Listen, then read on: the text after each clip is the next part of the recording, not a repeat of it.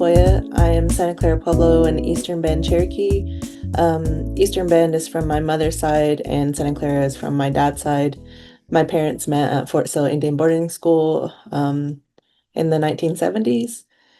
And for a long time, we lived here in Cherokee, North Carolina. And then my dad got a house in Santa Clara, so we moved back to Santa Clara in 2005. And I stayed there for about 10 years and then moved to Portland, Oregon, just like for a change of scenery, and then also decided to go to grad school there. And so I was there for about 4 years. Um, so yeah, I um, grew up here in Cherokee, but I also went to boarding school in Oklahoma. And during that time is when I moved to New Mexico and lived there. And then I also went to the Institute of American Indian Art.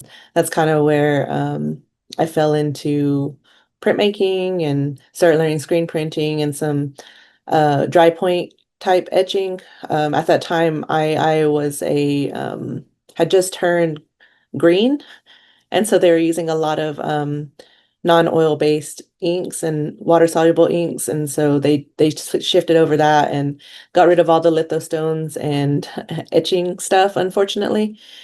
So I didn't get to learn a lot of that stuff there. When I went to grad school in Portland, Oregon, is where I picked up letterpress printing and book arts.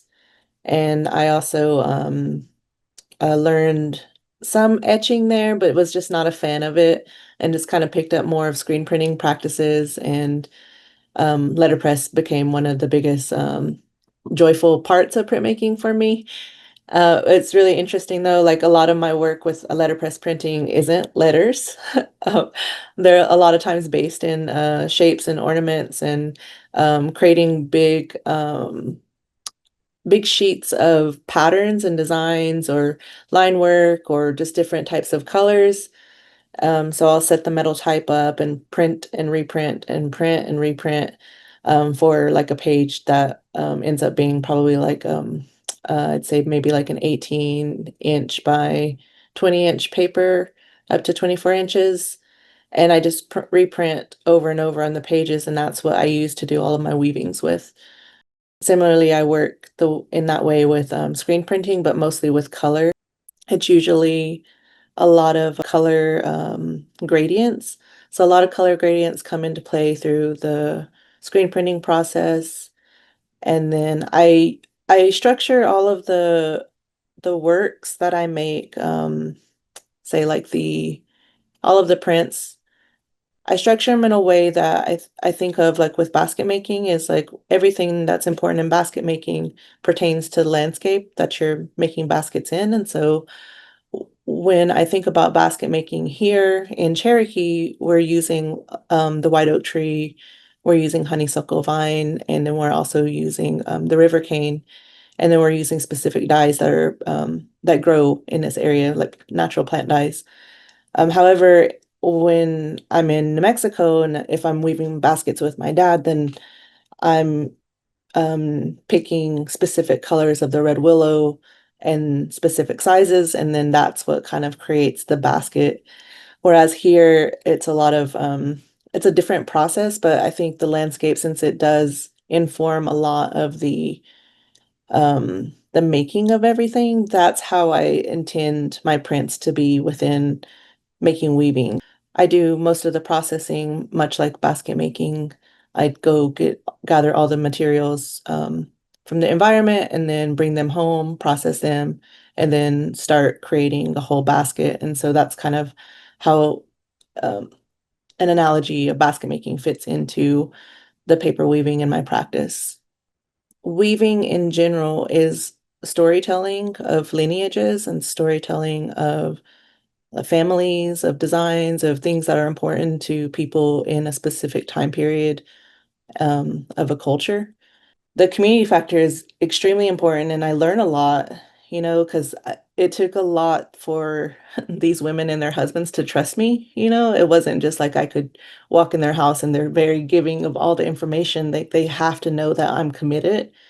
And it took a while to like learn to let them know that I was committed, but I just kept showing up and I kept showing up for the next thing and started asking more questions, and then also just wanted to help them with their lifestyles of just their making process. And so I got my husband involved too, and he started helping, like going out to pick trees with us and process all the trees with us.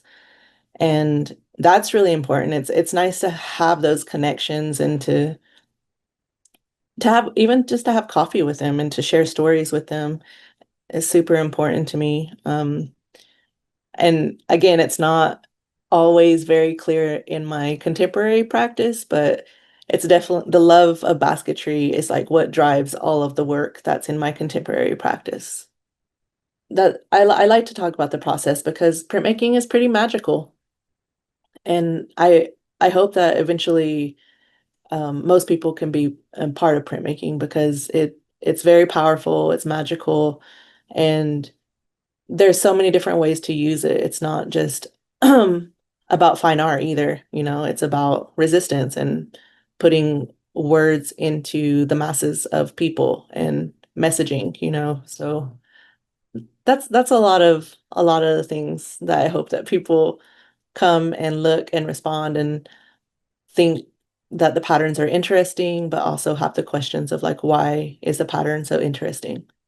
I mean, it's a community-based practice too. It's not just a personal practice. It can really bring people together and not with messaging, with fun, with a lot of like experimentation in printmaking. So yeah, I truly appreciate it. And it's when I found it, it it piqued my interest immediately. I always since then have just wanted to be a printmaker and made sure that I did the practice to make sure that I could be called a printmaker.